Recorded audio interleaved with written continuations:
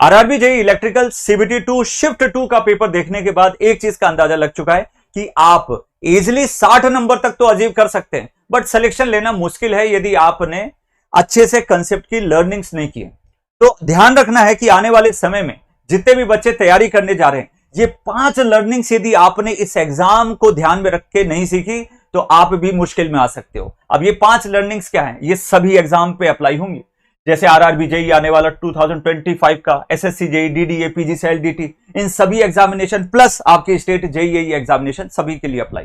यहां पे आप देखिए, पहली चीज यदि डिफिकल्टी लेवल की बात करें तो पहले के कंपैरिजन में हल्का डिफिकल्टी लेवल गया है। लैंग्वेज पूछने का तरीका, फॉर्मेट, फ्रेमवर्क, बहुत सारी चीजें चेंज हुई है।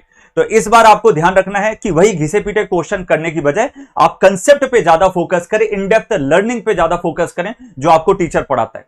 दूसरी चीज, इंपॉर्टेंट सब्जेक्ट हम हमेशा से इंपॉर्टेंट सब्जेक्ट वही रहे, power system, basic electrical, measurement, machines, utilisation. But examination के दिन पता चलता है कि कौन से सब्जेक्ट में ज्यादा क्वेश्चन आ रहे। कल के पेपर में बेसिक इलेक्ट्रिकल मशीन के भर भर के क्वेश्चन थे, जबकि कैंसिल जो पेपर हुआ उसमें पावर सिस्टम के भी बहुत सारे क्वेश्चन पूछे। तो ये चीज आपको एग्जामिनेशन के दिन ही पता चलेगी। फिर भी अपने एंड से हर एक सब्जेक्ट को बराबर प्रायोरिटी पे रखना पड़ेगा। नेक्स्ट चीज यदि हम बात करें ऑप्शंस, तो ऑप्शंस एंड स्टेटमेंट बेस पे बहुत ज्यादा पूछे गए थे। एलिमिनेशन से भी कुछ क्वेश्चन सॉल्व हो रहे थे, बट ऑप्शन में फंसाया जा रहा है। स्टेटमेंट और जो लैंग्वेज रहती है थोड़ी सी आईएएस लेवल की भी करने की कोशिश कर रहे हैं वो आने वाले समय में।